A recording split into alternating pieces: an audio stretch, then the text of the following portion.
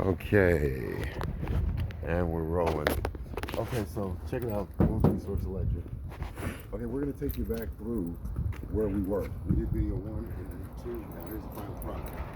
So in video 1, we were showing you how a lot of these houses have channels that have bad problems. We talked about how the bus burnt up and whatnot. But this is the replacement.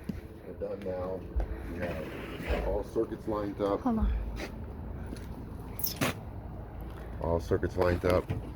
New SMUD meter put in. SMUD, the utility came by and did their thing. So now this family's back to having full safe power in the house. Grounding system done. And we even in the process of doing this, you know, we want to show the city that the grounding is proper. So on this particular project, we actually opened up the wall here. As you can see, we closed it back up to actually show them there is proper use for grounding on this property. And also besides that, whenever something like this is being done, we also have to have a secondary bonding system.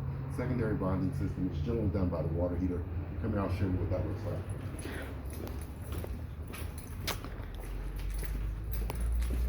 The secondary bonding is typically from the cold water side of the hot water heater, and also tapped in down, I don't know if you can see back there, down to the gas line right back there.